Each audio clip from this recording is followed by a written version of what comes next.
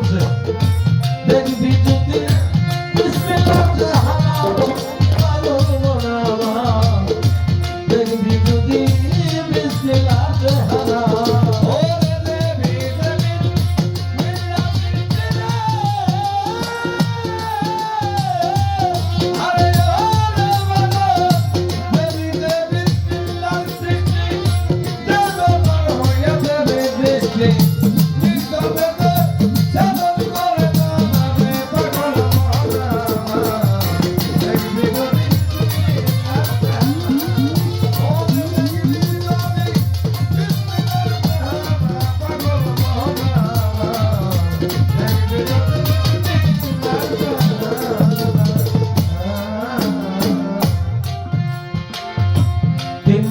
বিসমিল্লাহ করা হাত মুখার লিঙ্গ ধরা মানব দেহ তিন পাকে পাগল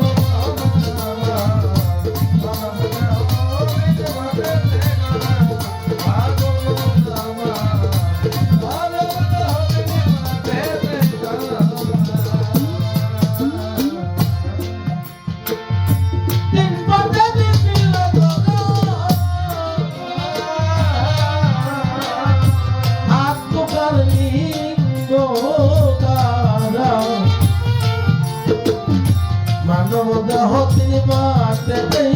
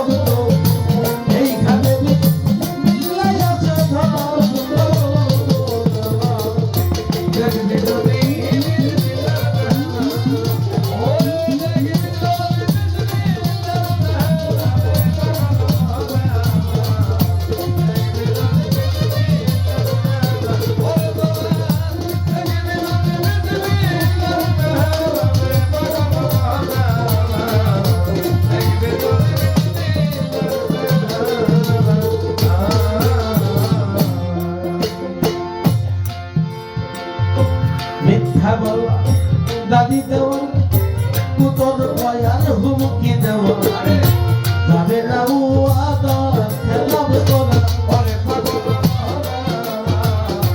যাবে না ও আদর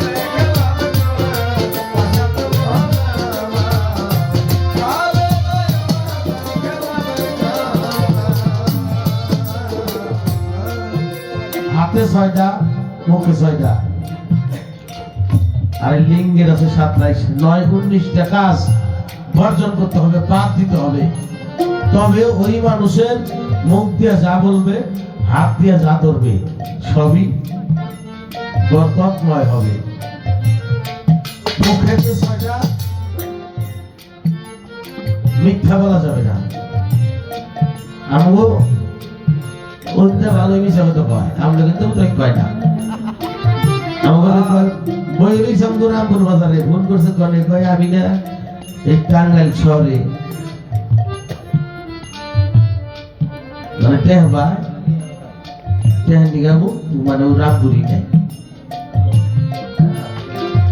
আমার জানে মোবাইলে যারা কথা কয় মনে গাড়িতে মেলা করছে ফোন আইছে ধরো না কে কই পূজা আপনার কথা কইলা মেয়ে মানুষ খালার করে নাই আমগো বিকার থাকবে আবার একটা ফোন আইছে ওটা কাইটা দেখে দেখছে গানের কথা বলে আপনার কথা কইলা একটা অপার না আমরা খাওয়ার কথা কয় আর এই কালের কথাবার্তা আচ্ছা এই মুখ দিয়ে কথা কইলে কি লাভ হবো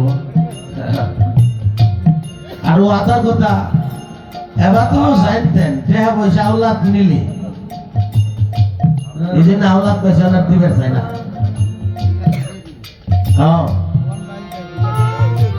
মানে ও আদা জানে গোয়া নিজের কথা কবার চাই না বাবা। দান করার চাইতে হাওলাত দিলে অনেক ফায়দা বেশি। কিভাবে? আচ্ছা, আপনার আমার মতো মাইছে প্রতিদিন এই 2000 টাকা দান করা সম্ভব বা 5000 টাকা দান করানো সম্ভব সম্ভব না। কিন্তু আপনি যদি কেউ 5000 টাকাও লাগবে, যত দিন সে ফেরত দেবে না, প্রত্যেক দিন 5000 টাকা দান করলে যে সোয়াব, এই সোয়াব আপনি পাইতে থাকেন। এটা হলো হাওলাতের কর্জর বরকত। কিন্তু এখন তো কর্জ নিলে আর দিবে চাই না বাবা। শেষে কয় যে এই ফরমান আছে,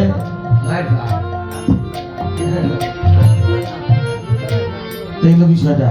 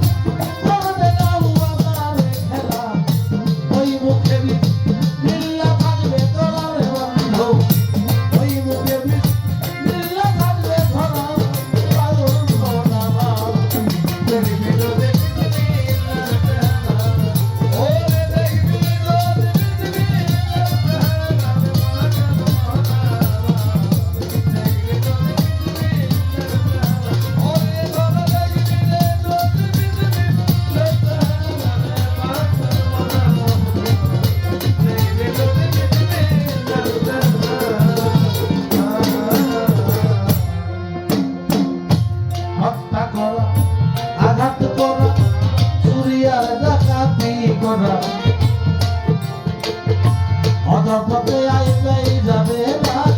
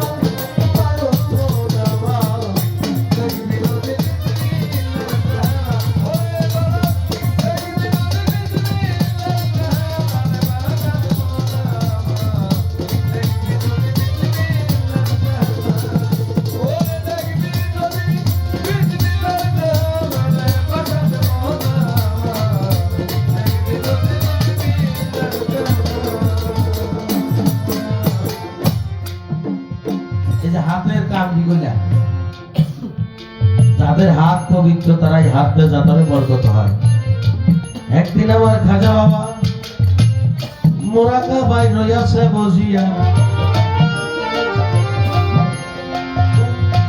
একজন অভাবী যাইয়া খাজা বাবার কাছে কিছু সাহায্য গেল চাইয়া। 3 দিন ধরে চুলা জ্বলে না, খাজা বাবাই আপনারে জানাই কিছু যদি দান করেন, সাহায্য করেন, পরিবার বাঁচাই। যাই না বাজার নিজে খাজা বাবায় হাত দিল ঢুকাইয়া, হাত দিয়া কিছু টাকা দিল তারে দিয়া। পরে আরেকজন লোক আসলো খাজা বাবার দানে, বলে আমার কন্যার বিয়ে কিছু দান করে না বলে। আবারও যায় না মাসের নিচে দিল রে হাত ঢুকাইয়া, কিছু স্বর্ণ তাহার হাতে দিল, তুমি দাও গা মেয়ে বিয়া। তাহার কিছুক্ষণ পরে খাজা বাবা বাইরে চলে যা। খাজা বাবার এক মুরিদান যাই না মাঝ গুজাইয়া ধনরত্ন দেখতে চান। দুইজনে দিতে দেখলো, খাজা বাবা বাইরে গেছে, ভক্তে যাইয়া যাই না মাঝ গুজাই করতে না জানি কত আপনি নেই বাইরে এদের কিছুই নাই। একটু পরে খাজা বাবা আইছে, আইসা আল্লাহর দিছে পাইছে, বাবা যাই না মাছ হাত দিছিলা, ওই হর দিছিলাম তো, তা কি কিছু পাইলে না? না তো। আহো আহো, খাজা বাবা যাই না মাছ উঁচা করে দেখায়, যাই না মাছের নিচে দুনিয়ার যত মাল রত্ন সব যাই না মাছের নিচে। বাবা হাত না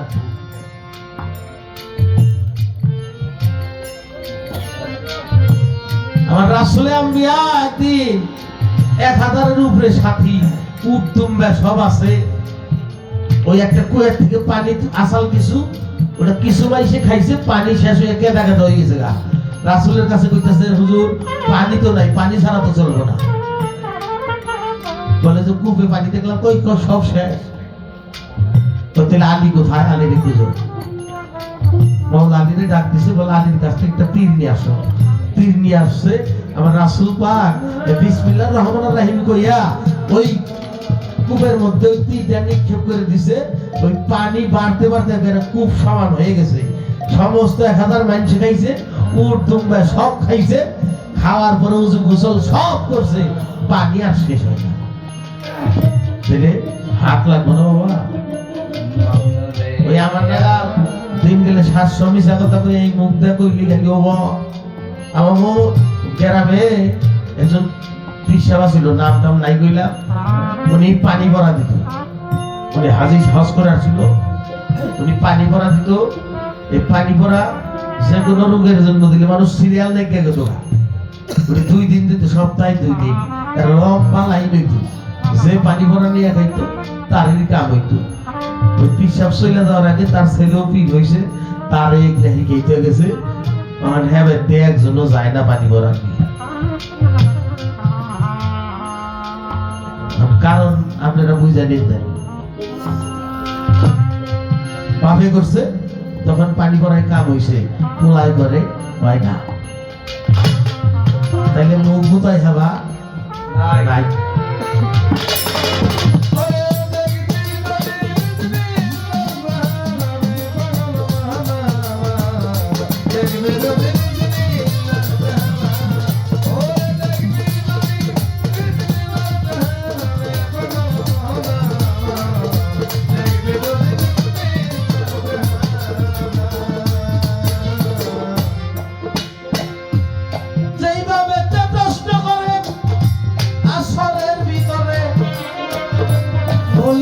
বলি নাই কথা আমার মনে পড়ে, বিসমিল্লাহর এক পঞ্চ করে আপে মালের শান।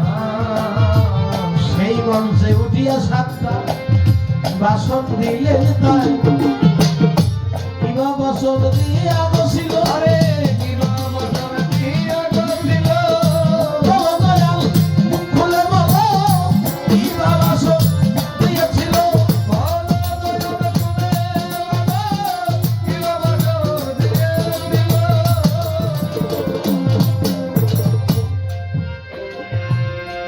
রাসূলের নূরকে সৃষ্টি কইরা বিসমিল্লাহর আগে মঞ্চ তৈরি করে, মঞ্চ খানা তৈরি করে আমার আপে পরোয়ারে। নূরকে সামনে রাখিয়া আল্লাহ ভাষণ শুরু করে। প্রথম ভাষণ দিল মওলা থাইকা বিসমিল্লাহর আসনের উপরে, ধন্তুম কান্দান মাথিয়ান। দ্বিতীয় ভাষণ হলো লা ইলাহা ইল্লাল্লাহ। কুনতুম কানজান মাখিয়ান, আমি গুপ্ত ধনাগারে ছিলাম, আমি প্রকাশ হয়েছি। লা ইলাহা ইল্লাল্লাহ, নাই কোনো মাবুদ একমাত্র আমি আল্লাহ ছাড়া। নূরিমুন নূরিল্লাহ, আমার হইতেই সকল নূর।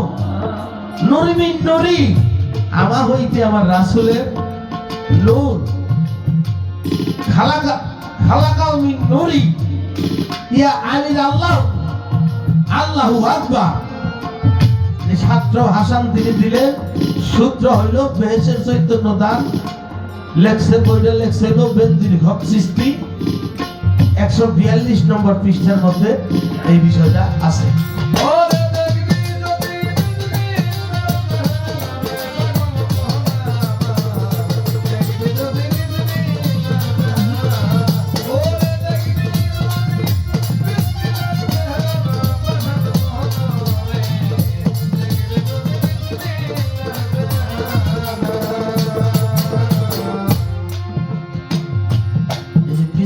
বীজের একটু কথা কইলাম না,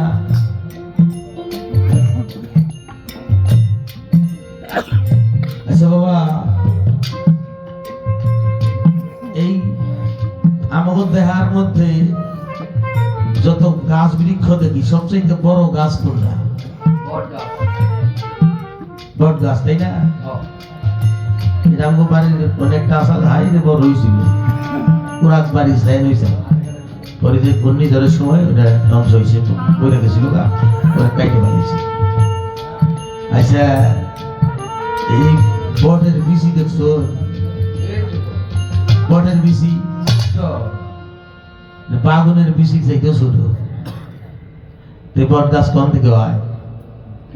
বিচি থেকে হয়।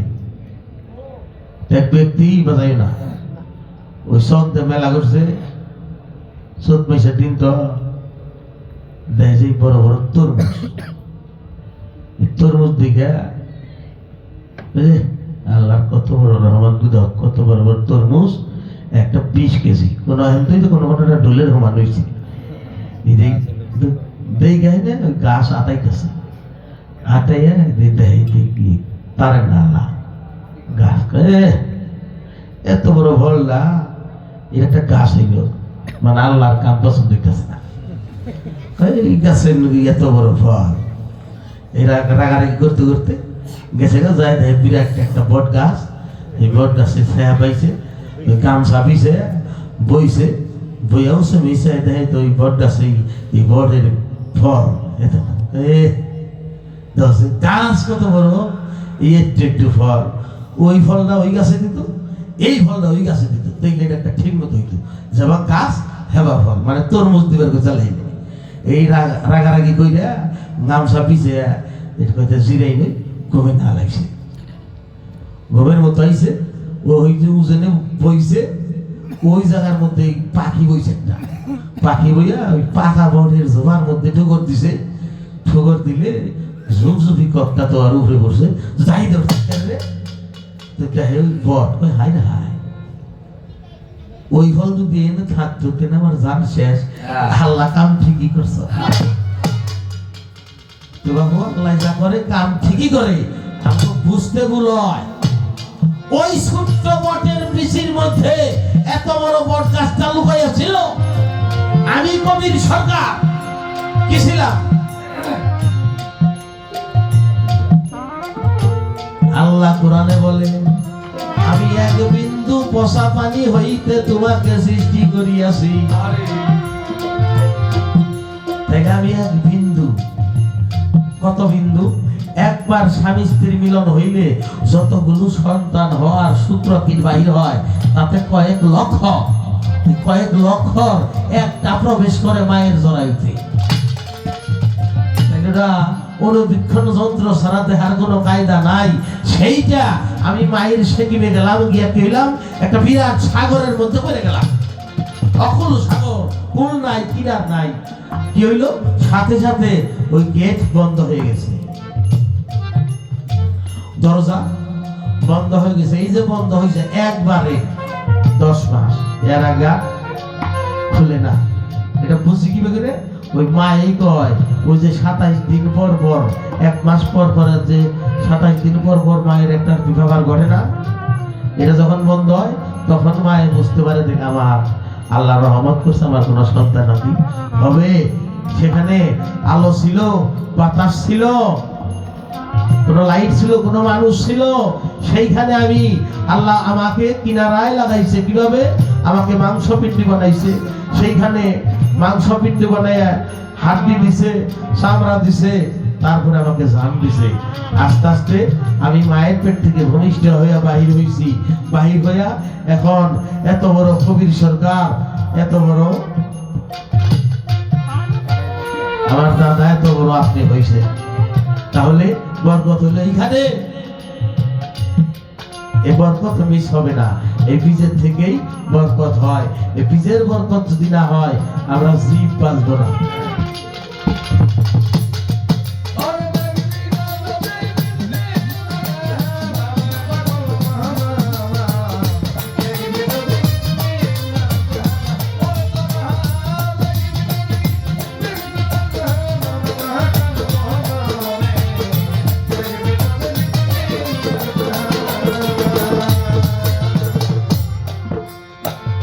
লিঙ্গের 7টা কাজ আছে, তাহা বর্জন করতে হবে। হস্ত মৈথন, শ্যাম্প মৈথন, অভিসার ব্যভিচার মৈথন, উসরাতীয় সৃষ্টি রক্ষা করা, পাগল হলো রে। উসরাতীয় সৃষ্টি রক্ষা করা, পাগল হলো রে। উসরাতীয়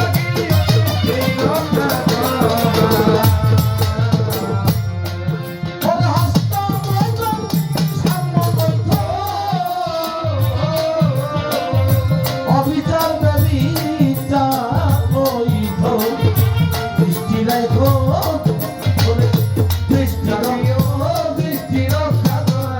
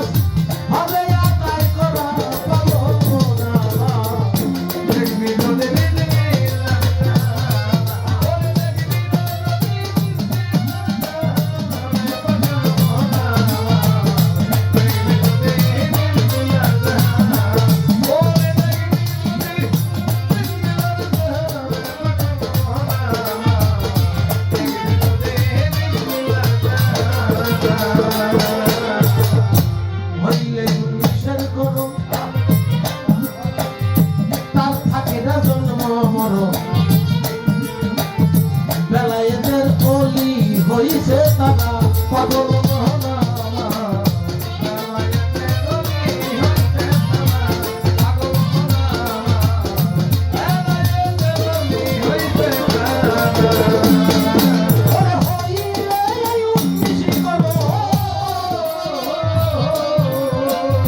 তার থাকে না জন্ম বেলায়েতে অলি হবে।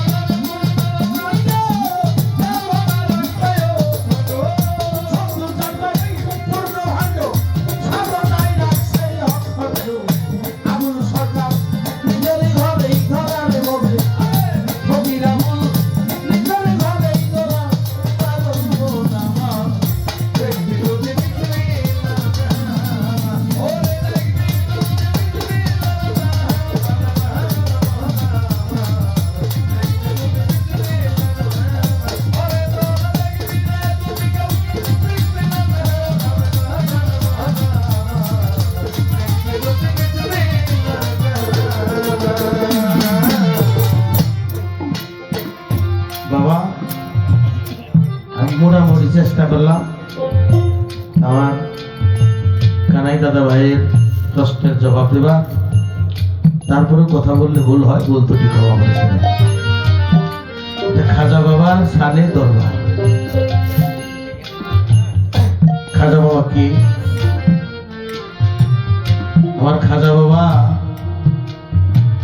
উনি মুরিদ ছিলেন উসমান হারুনি রহমতুল্লাহ আলাইহ।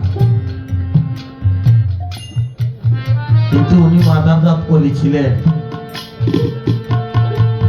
7 বছর বয়সে ওনাদের একটা ফলের বাগান ছিল, সেই বাগানে পানি ডালে, বাগানে পানি দিতে হয় না, পানি ডালে এ বাবা,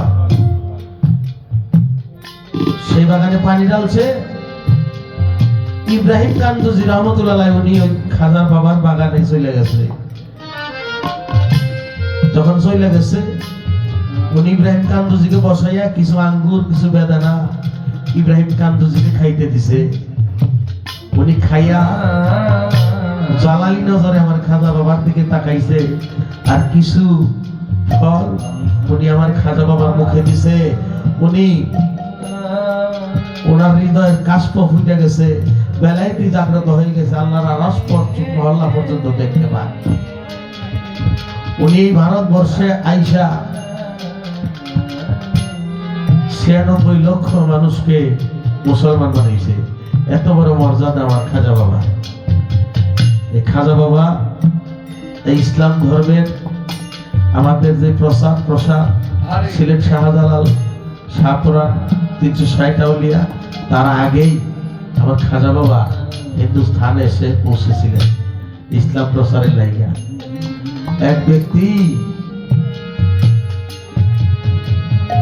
আমার এই খাজা বাবার দরবারে কয়েকদিন যাবৎ বসে আছে, সময় সুযোগ হয় না, কোনো কথাও বলতে পারে না। তো হঠাৎ করে আসরের নামাজের পরে খাজা বাবা একটা অবসর হয়েছে, ওই ছেলেটা দৌড়ে যায় বলছে, খাজা বাবা আপনার কাছে আমি মুরিদ হইতে চাই। বলে তুমি যে মুরিদ হবা, মুরিদ হইতে গেলে তো তোমার পিতা মাতার অনুমতি লাগবে।